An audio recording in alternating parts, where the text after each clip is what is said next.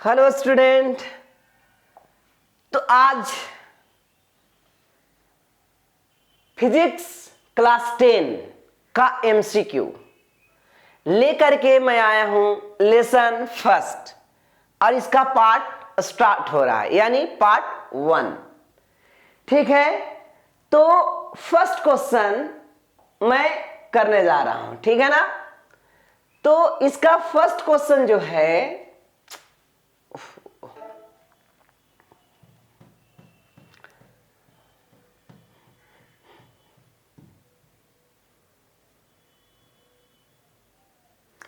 कहता है प्रकाश की किरण का गमन करती है। कैसे गमन करती है प्रकाश?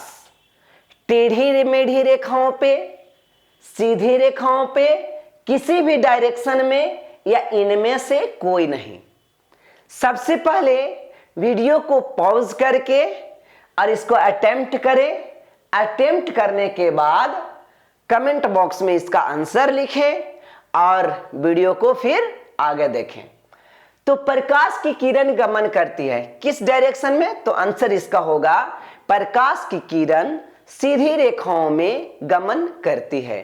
प्रकाश की किरण सीधी रेखाओं में गमन करती है। राइट आंसर सीधी रेखाओं में गमन करती। समझिए कैसे ये सीधी रेखाओं में प्रकाश की किरण गमन करती है। चलिए ध्यान पूर्वक देखिएगा, आपको ये समझ में आ जाएगा कि कैसे गमन करती है और कौन सा चीज ऐसा होता है जो सीधी रेखाओं में गमन नहीं करता है। चलिए चर्चा करते हैं ध्वनि। ध्वनि सीधी रेखाओं में गमन नहीं करती है, ठीक है ना। तो क्या होता है जब आप एक रूम में हैं और दूसरे रूम में एक स्टूडेंट, वहां पे एक बच्चा बोल रहा है ना, कुछ बोल रहा है तो आपको सुनाई थोड़ा देगा, ठीक है ना, लेकिन नजर नहीं आएगा, लेकिन सुनाई तो जरूर देगा। और यही जो सुनाई देगा वो क्या है? सीधी रेखाओं में नहीं होना, किसी भी दिशा में होना, किसी भी दिशा में गमन करना, किसी भी दिशा में गमन करना, ठीक है ना बच्चों। किसी भी दिशा में गमन करना, सीधी रेखाओं में नहीं, किसी भी दिशा में गमन करना। और जो किसी भी दिशा में गमन करती है वो अनुदैर्ध्य तरंग कहलाती है। क्या कहलाती है? अनुदैर्ध्य तरंग कहलाती है। अनुदैर्ध्य तरंग कहलाती है। नेक्स्ट है कि प्रकाश। अब प्रकाश क्या होता है? जब आप एक रूम में होते हैं और दूसरे रूम में कोई बच्चे आपको कुछ कहते हैं, देखो यहाँ पे ये है, तो आपको देखने के लिए वहां जाना पड़ता है। लेकिन जब सुनना था, सुनो तो एक लोटा पानी ले आओ, तो उसके लिए आपको उसके रूम में तो जाना नहीं पड़ा, लेकिन है ना। तो प्रकाश क्या होता है? किसी चीज को देखने के लिए रहे तो आपको उसके रूम में जाना पड़ेगा। तो प्रकाश सीधी रेखाओं में गमन करती है। प्रकाश कैसे गमन करती है? तो प्रकाश सीधी रेखाओं में गमन करती है। प्रकाश कैसे गमन करती है? सीधी रेखाओं में। और जो सीधी रेखाओं में गमन करता है वो अनुप्रस्थ तरंगदैर्ध्य कहलाता है। अनुप्रस्थ तरंगदैर्ध्य कहलाता है। क्या कहलाता है? अनुप्रस्थ तरंगदैर्ध्य कहलाता है। अनुप्रस्थ तरंगदैर्ध्य कहलाता है, ठीक है ना। तो अब यहां पे आपको मैं कोड दे देता हूं, याद कैसे रहेगा। यहां पे ध है और यहां पे ध है, ठीक है ना, और यहां पे प्र है और यहां पे प्र है। तो ध्वनि अनुदैर्ध्य तरंग, प्रकाश अनुप्रस्थ तरंग। आपको ये समझ में आ गया होगा, तो मैं आगे करूं।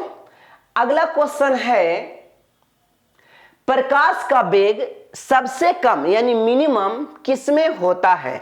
प्रकाश का वेग मिनिमम किसमें होता है? तो प्रकाश का वेग निर्वात में, जल में, वायु में, कांच में। वेग मतलब उसको चलने में तकलीफ हो रही है। न्यूनतम चलेगा, न्यूनतम कम चलेगा, सबसे कम कब चलेगा? जब रास्ता पे भीड़ हो। जब रास्ता पे भीड़ होता है तो आपको धीरे धीरे चलना पड़ता है, और रास्ता पर एकदम खाली रहे तो आप आसानी से जा सकते हो, वहां कुछ भी नहीं है तो आप आसानी से स्पीड में जा सकते हैं। तो उसी प्रकार से सबसे कम वेग किसमें होगा? तो आंसर इसका जाएगा, है ना, निर्वात में, जल में, वायु में कि कांच में? तो इसका आंसर होगा कांच में। देखा जाए तो इसका आंसर कांच में। अब क्वेश्चन अगर आता कि सबसे अधिक वेग किस में होता, तो इसका राइट आंसर जाता सबसे अधिक वेग निर्वात में होता। किस में होता बच्चों? निर्वात में होता। निर्वात क्या होता है? वैसा स्थान जहां हवा भी नहीं हो, ऐसे स्थान को निर्वात कहा जाता है। ऐसे स्थान को क्या कहा जाता है? निर्वात कहा जाता है। जहां हवा भी नहीं जाए या जहां हवा भी नहीं हो, ऐसे स्थान को निर्वात कहा जाता है। तो वहां देखिए भीड़ भाड़ थोड़ा भी नहीं है, किसी प्रकार की नहीं है, तो सबसे स्पीड में निर्वात में प्रकाश चलेगी। मोटर गाड़ी के चालक के सामने क्या लगा रहता है? चालक के सामने यानी साइड मिरर के रूप में बाइक हो, फोर व्हीलर हो और किसी भी व्हीकल्स है, उसके सामने एक मिरर लगा रहता है। ये किस चीज का होता है? समतल दर्पण होता है, उत्तल दर्पण होता है, अवतल दर्पण की उत्तल लेंस। तो इसका राइट आंसर हो जाएगा, तो आंसर एक कमेंट में कीजिएगा, उत्तल दर्पण होता है। क्या होता है? उत्तल दर्पण होता है। बच्चों आप समझिए उत्तल दर्पण कैसे होता है। उत्तल दर्पण कैसे होता है, क्या करता है कि ये उत्तल दर्पण होता है, ठीक है ना। तो उत्तल दर्पण हमेशा काल्पनिक और सीधा बनाता है। क्या बनाता है? ये सीधा बनाता है। और सबसे बड़ी बात है कि ये छोटा बनाता है। क्या बनाता है? छोटा बनाता है। और छोटा होने के वजह से छोटे छोटे अधिक से अधिक चीजों को कवर कर लेता है, ठीक है ना। जैसे आप कैमरा के सीधे सामने आ जाइएगा तो आपका चेहरा बड़ा आ जाएगा, लेकिन कैमरा दूर रहेगा तो सारी चीजों को वो कवरेज कर लेता है। आपको ये बात समझ में आ रहा होगा। तो जो छोटा होगा तो बहुत सा विस्तृत क्षेत्र बनाता है। ये क्या बनाता है? विस्तृत क्षेत्र बनाता है, यानी बहुत से चीजों को कैप्चर कर लेता है। तो हमें भी वही चीज चाहिए, छोटा ही चाहिए लेकिन अधिक से अधिक चीज। कौन कौन गाड़ी आ रहा है? छोटी गाड़ी आ रही है, बड़ी गाड़ी आ रही है, कि बहुत सा गाड़ी आ रही है। अगर बड़ा बनाता, अगर अवतल दर्पण डाल देते तो क्या होता? बड़ा बनाता है, एक या दो ही गाड़ी नजर आ पाता, पूरा विस्तृत क्षेत्र नहीं बनता। इसलिए मोटर गाड़ी के सामने यानी ड्राइवर के सामने जो दर्पण लगा रहता है वो उत्तल दर्पण लगा रहता है। बच्चों आपको समझ में आ गया होगा, ये छोटा बनाता है।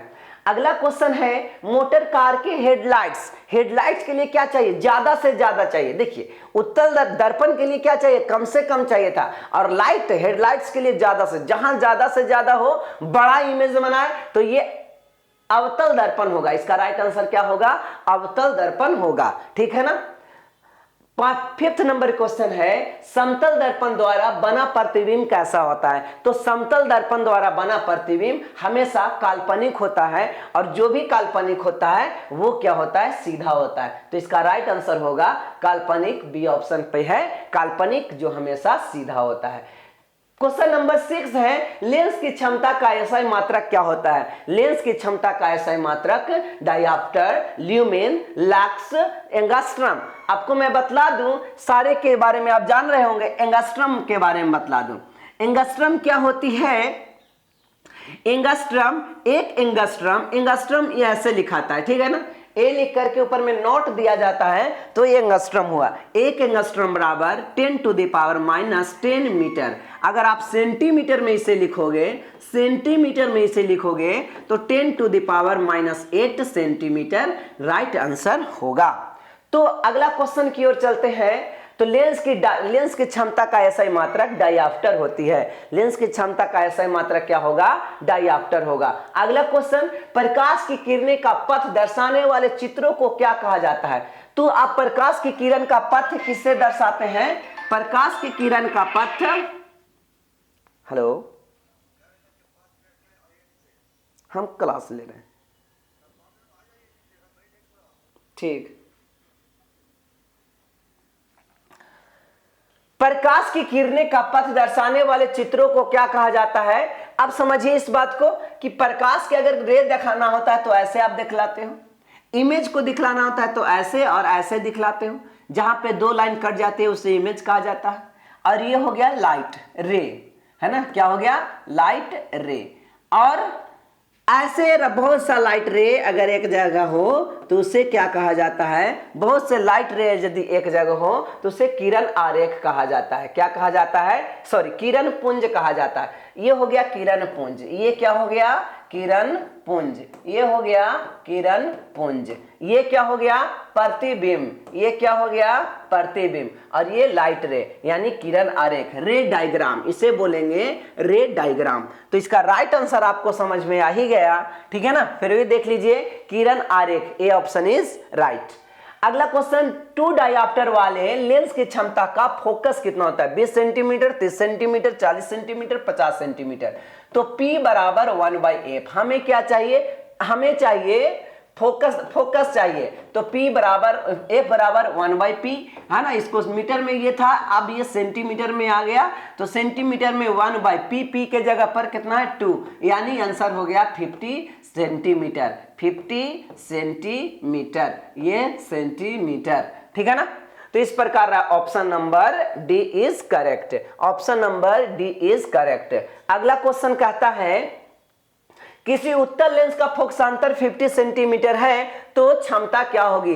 यहां ना सेम फिर से है, तो P बराबर 1/f, f के जगह पर दे दिया, f के जगह पर दे दिया 50, और सॉरी f के जगह पर दे दिया 50, और ये 100 है ना। 100 लेकर के चलते हैं, अब ये सेंटीमीटर में बदल गया, सेंटीमीटर दोनों बदल गया, कितना बार में कटेगा 2, तो आंसर हो गया 2 डायऑप्टर, है ना। और उत्तल लेंस है तो यहाँ पे प्लस देंगे, 2 डायऑप्टर प्लस, यानी राइट ऑप्शन आपका डी इज करेक्ट।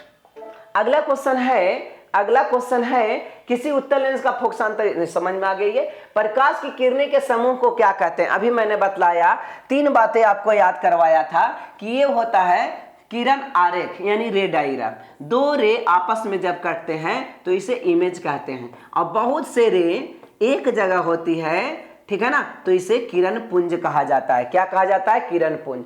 तो कहता है किरणों के समूह, इसी के जैसे एक है, इसी के जैसे ही है, इसी के जैसे ही है, इसी के जैसे ही है, इसी के जैसे ही है, तो किरणों के समूह को किरण पुंज कहा गया, किरण पुंज कहा गया। तो इसका राइट आंसर हो जाएगा बी, इसका राइट आंसर क्या हो जाएगा बच्चों? बी। तो इस प्रकार आपको ये बातें समझ में आ गई होगी, ठीक है। तो अगला मैं लेकर के अगला पार्ट 2 इसका देख लीजिएगा, 10 क्वेश्चन का, वो भी पार्ट 2 होगा। तब तक के लिए जय हिंद।